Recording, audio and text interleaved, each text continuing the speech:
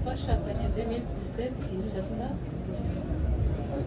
ntabwo twakundanye nawe igihe kirekire twamaranye nawe ukwezi kumwe kubaka 2018 tuzara umwana wacu wa mbere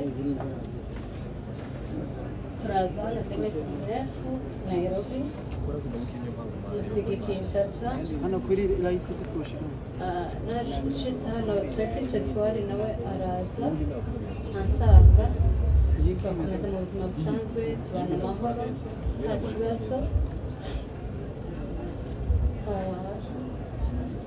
nyine tubaho nk'abandi bandi nyine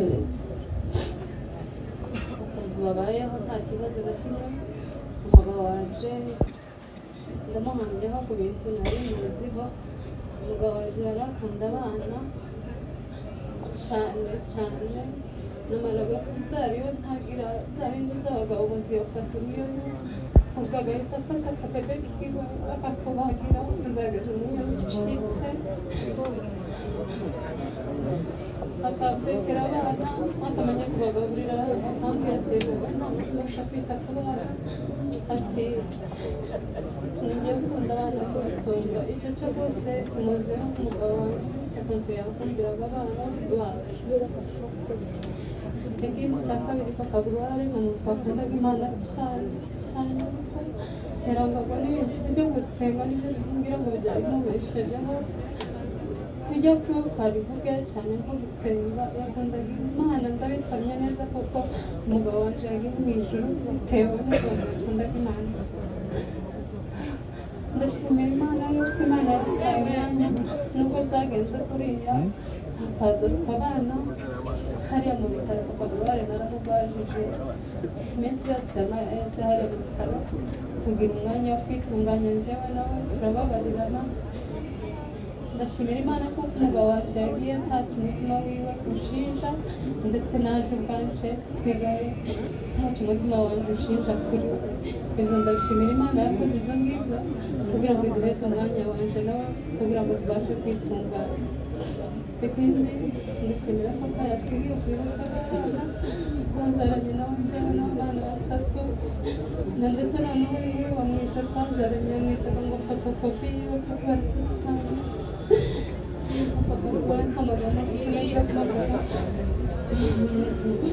ndabifuriza iruhuko ridashira murakoze cyane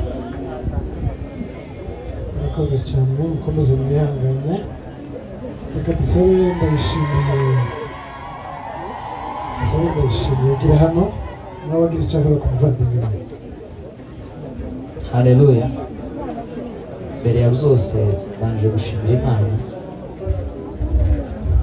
watanze nitwa Ndayishimiye Makara bandimwe y'umusirimu kiro bwa gatatu yari kironda mfura mwacu twari abana 7 2018 ku minsi 18 umukurikiraho umuhungu yitwaga Nshiziro Blaise nibwo yitaza Imana. Uyu munsi kabanejejwe no kuba imbere y'abantu bangana gutya naje gusezera mukuru wanje. Gusa icyo nkundira Imana ntabwo umeze abantu dutekereza ukunyuranye n'uko Imana ituzi. Twebwe tubona ari ibidasanzwe ariko iyi niyo nzira yonyine Imana yaduhaye k'ibahati ya kabiri ko kugira ngo tuzaragwe ubugingo buhoraho. Ariko uyu mwanya twaje gusezera musirimu, ntabwo ndi buvuge ibintu byinshi.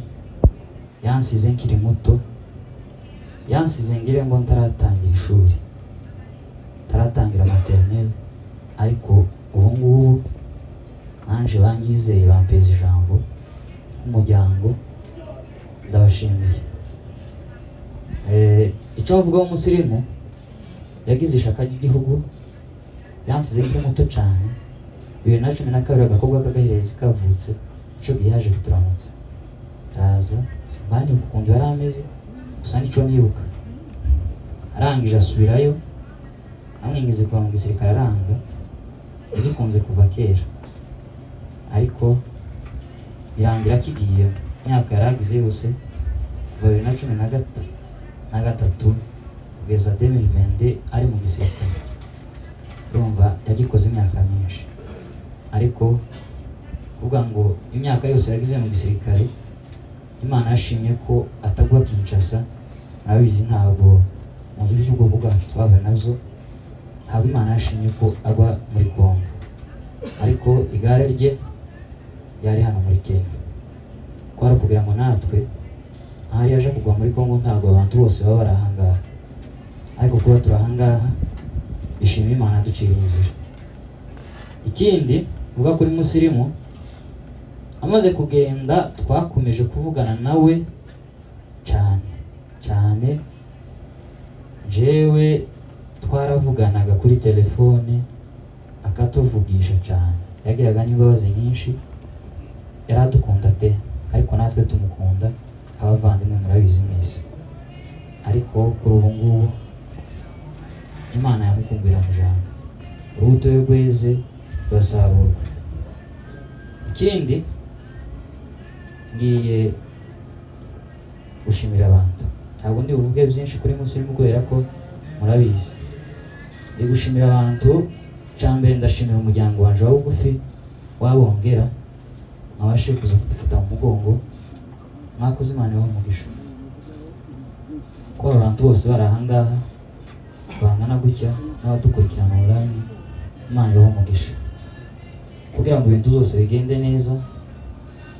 Jewe ndi impumyi kuri izo ntazo nzi, nta n'impamvu yo kubimenya, ariko izo mwakoze murabizi. Mwatanze amafaranga yanyu, mwagwarije umurwayi kugeza umunsi yarangije, mwamubaye hafi, mwamwitayeho nk'umuryango. Imana ibahe umugisha. Cya kabiri ndashimira mukuru wanje Magara Natambuke,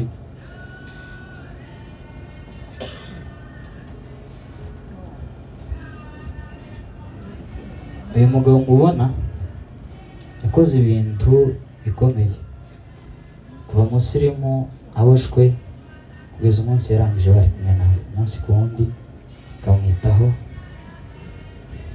Warakoze,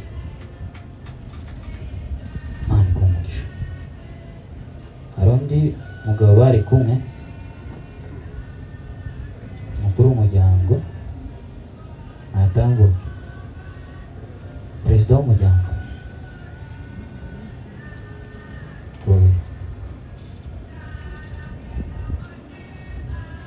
Urabona ni umusaza, ahari none noba muri wa bucura bwiwe, ariko yabaye hafi nyakwigendera Musirimu, aho ababyeyi be batari, ntacuho cabo cagaragaye, babaye abagabo. Imana ibahe umugisha. Ndashimira chairman Natambuke niba hari.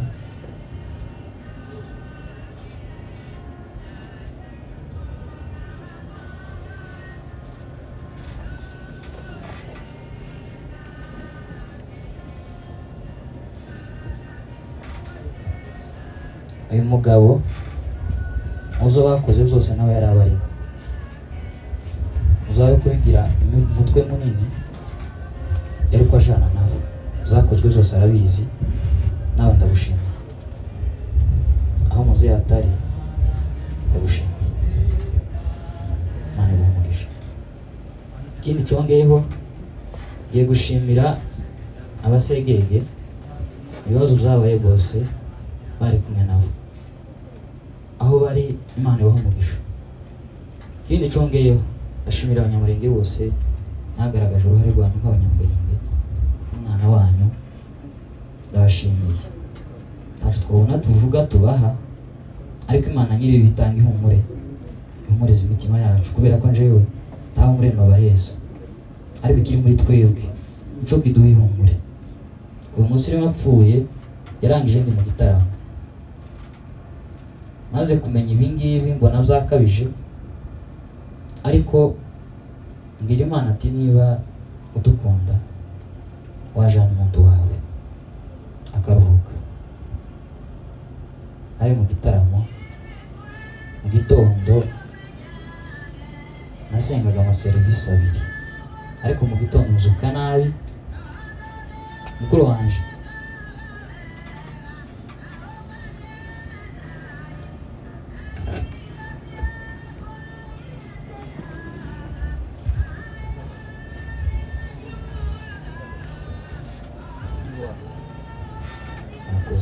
mukuru wanje twabanaga mu Rwanda yabaye hano kubera impamvu, araza arambwira